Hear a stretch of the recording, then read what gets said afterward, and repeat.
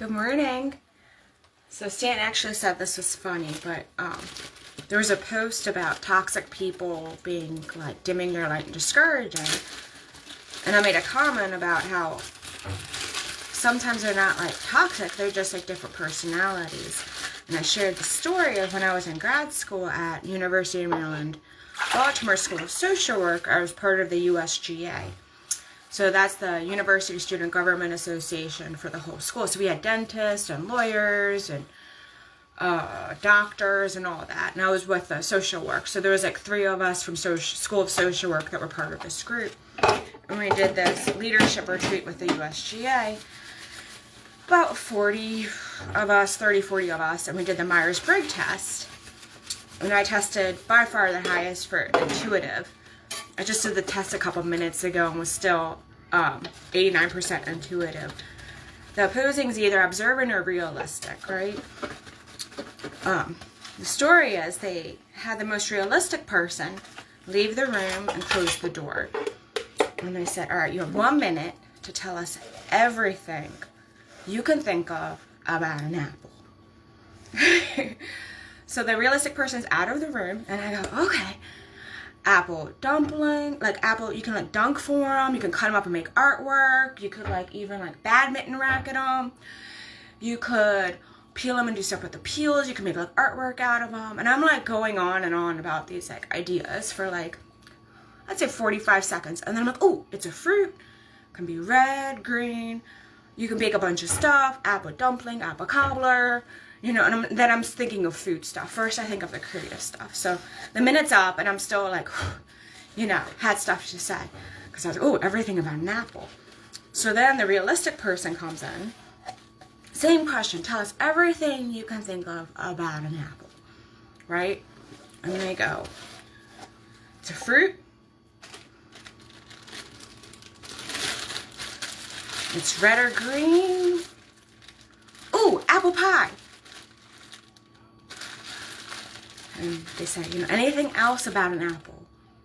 And they just kind of look at them like confused, like what else is there, right? So the minute passes, and everyone busts out laughing because I'm like going nonstop about like any activity, anything to make out of an apple. And so then the point of it was, I wish they videoed it because that would have been really funny for them to see it. We have to work together, and if you're like one of those realistic observant people, it's basically like, look it up, because I'll put the Myers Briggs test. I just put it as a comment, but you can just look up Myers Briggs test and learn all about it. But the idea is we have to work together, and us intuitive people that like are visionaries and have ideas and creative, and we see everything that isn't working and want to create things that do work. And we want to test our ideas and like really like just do something new, right? And realistic people are like very thrown off by it. They may be like they're lofty, they're, you know, but we have to work together. And I think often in life you have both extremes in different families, in different friend groups, in different work environments, in different churches or synagogues or social groups. So you have to figure out how to work together. And I really think the Myers Briggs test is a really fun way to be like, oh, this is why we clash. Because one person's like thinking of new things and somebody else doesn't. But that's kind of the, I'm just going to talk while I do all the dishes. So that was the story. You can cut it off because now I'm rambling. Yeah. But just think of how different personalities work. Because if you think, so everyone knows my heart that follows me is suicide prevention, right? And you have a lot of places that want to do what they've been doing. And there's a lot of funding involved that says, you know, what do you do? And I'm much more like hands-on with like, let's try something new. Let's do everything new that hasn't been done. Because what we're doing isn't enough. But, alright, I'm going to cut it off. Do you want to hit finish for me? Handsome. You want to hit the button now? Alright, I'm still talking because my hands are wet. He can turn it, he doesn't want to turn it off for me. Okay. That's my man. He's real. So we have different personalities and we have different jobs. So he does physical stuff. So he likes to rest on weekends. And I more sit in an office and talk one-on-one with people, which I love. I love one-on-one talking. I actually like listening more than talking. I love being a therapist. And talking about therapists, if your therapist has you should totally, if you're in therapy, you're thinking of therapy, you could totally ask your therapist to do the Myers Briggs. Because if you're like a creative person and you have a therapist that's like really realistic, they may not get you. So I feel like we should almost put that on our like Psychology Today profile. Like if you're creative and think outside the box, because it's a whole like coping skills for creatives. So like one of mine is I like trying ideas and doing my best, but I'm not attached to results. So we're like making a whole art studio at the mall, at the back of the Bridge Healing Center. It's going to be beautiful. We've been painting it. I have no idea how they're going to do shelves, but somebody's working on it. We'll have art supplies. I did a whole table outside of one of her things at Town Mall near the fountain. And I set up art supplies and all these cute little like little slots to like donate cards. And I'm like, stamps and markers. I'm like, oh, nobody may do it. But my job is to set it up. My job is to create it, market it, do my best. But if nothing works, I did my best. You know, because I think often with people that are innovative or creative, if we get attached to the results of like, oh, it's going to be a huge success in terms of like, people are going to come, or I'll get clients, or we're going to get tons of students make service hours for like, making cards for the hospital. Like if I get attached to results, then I'm prone to depression. So I think honestly a lot of innovative creative people probably like look like bipolar diagnosis too, like maybe bipolar too. Like they're not hospitalized, but they have ideas and they get upset when they don't work. Which is kind of like you have this energy and then you get depressed. So I think a lot are misdiagnosed. And then there's people that are diagnosed that, you know, it's totally fine. But if you get attached to results, it's very likely that you'll be disappointed with results. But if you get attached to doing your best, that's within your control. And eventually it may or may not work. But I think just living your best life can encourage others to live their best life and to be like, I'm going to do my best, even if like no one comes. To me, I think that's more inspiring than if it doesn't work. Like, I like writing books. I don't like marketing them or paying. I get a lot of emails of people that want to like charge me to market them. And I'm like, eh. I like them cheap, so I don't even, I use lulu.com, so I don't even want to up them to go on Amazon and stuff, because then it would be like more costly. I up a few of them, but I'm like, eh. You know. But sometimes it's about like creating versus results that the world sees. And that, you know, for those who are faith-based, the only results you should care about are like how God views you. And for those that aren't faith-based at all, or have no, like, are total atheists that have no belief in God, the only view you should really care about is like how you view yourself. Like, are you okay when you look in the mirror? Like, with who you are as a person? You know, are you living your best life? Like, that's what matters, you know. It doesn't matter what other people think. I mean, that's a whole other tangent. Because if you get stuck on what other people think, that's just going to be a cycle. Oh, that's the worst. Yeah, I had that before, and I just totally... I care in terms of I don't want to embarrass my kids, to some extent, but like for me, I'm like, eh. Like, even the Myers Briggs, I'm like, if you're not 89%, I just did the quiz, if you're not 80% or more intuitive, like, you probably won't get it. And then, you know, almost no one has the exact same results because it's over multiple, like, categories. And even if you have the same results, it doesn't mean you have the same thoughts. You could have, you know, or life experiences or anything like that. But, yeah, so different personalities.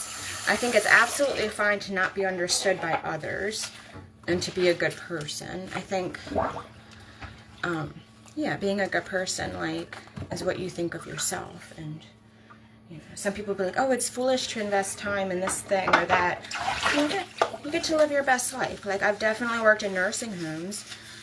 When I had kids, the first thing people say is, like, don't put work above your kids. When I did volunteer work as a young adult and late teen, a lot of volunteer work, I worked at like this one, it was awesome. The Door is an inner city outreach. It was amazing. I volunteered there for years and worked in the after school program. But once a lot of people were like, don't put like your nonprofit stuff ever above your kids, or don't put your career above your kids. Like, don't put, you know, your passions above your kids. So like when I went like last weekend to paint, my daughter was with me, and she was the one that wanted to go. I take weekends off, but I'm like, oh, mom-daughter bonding time. And now my 10-year-old has painted a store at the mall, which is kind of cool, and she has a whole new skill set. She's painted floors and stuff, but not walls. Yeah, the basement floor and then our front porch. But yeah, no, and even as a therapist, there are people that are like really involved in their church that don't help their kids. There's a lot of people that work a ton and their kids would rather than be home more. They're like, I'd rather not have this, you know. So it's like, you know, your kids are only around so much. Like, I think they say like 90% of the time you have with your kids is usually before they're like 16. You know, because then kids move away. My kids know they don't need to move away. I'm fine if my kids live at home forever, but I'm not going to make them. I like living with my parents. Me and my mom got along great. Because when I was 8, so 17, I started a mentoring program at the door and had kids home every weekend in our spare room. Around, I think it was over a year. And then like 19 or so, my mom like sat me down and said, you know, we're thinking of doing foster care. Would you want to be a backup? But we're going to need the spare room. And I was like, heck yeah, like, you know. So we had, my dad said, and mom, and I lived away for 1 year during that time when my older sister moved in. And I actually lived above a hostel and worked at a hostel in Baltimore, which is really cool. Yeah, so don't get me on politics, because if I haven't talked to somebody that's, like, been there recently and don't have first-hand knowledge, I kind of, like, don't jump to any conclusions, because I'm like, everything on the media is there intentionally, and, yeah, so I'm like, I like first-hand knowledge much better than, like, anything online. But, so, back to the story. So, when I worked at the hostel for a year and lived there, and actually was in grad school and would walk over to the grad school because it was on Mulberry Street in downtown Baltimore, which was kind of fun. And I didn't want to pay for parking, so I'd walk like half a mile to the college. But so my dad said we have 50 kids in foster care, because I know like when I did live at home, we did emergency and would often get kids on Fridays where court was on Monday. So I don't think I was there for all 50 at all, but I could definitely, like, twice we had young moms with their child stay with us. I remember one weekend we had a sibling group of 4 plus these other people. I know my mom had tons of babies, usually no more than 2 at a time. And I remember once we were at, like, Pizza Hut, and I'm like 19, 20, and one of the babies was crying. So there's 2 little babies. And I just was like, my mom's like was like the baby whisperer, and she actually learned infant massage for like babies like born addicted, different things. Like my mom, she is a saint, but I just remember the babies crying, and I didn't do nights with babies, so I have more memories of like even my younger sister than my kids, because I did nights with my kids, and like sleep deprived, you don't hold memories. But we're at Pizza Hut, and baby's crying, so I give the baby to my mom, who can like comfort the baby, and I'm the backup foster parent. And I remember that she was just staring at us like what an unfit young mom. Like she's got these kids, they're multiple races, and I think there was like a younger one, and like she can't even deal with it. Like I could feel that judgment of just like, and I'm like, I didn't feel ashamed. I was just like, I just walked by. It was just so funny, because I remember thinking like, if strangers even knew the dynamics, they'd be like, oh, she's helping her mom with foster care. But no, they thought I was like a young mom and like incompetent. But point, yeah, story, personalities. We have different personalities, and yeah, I don't think people necessarily try to dissuade you or anything.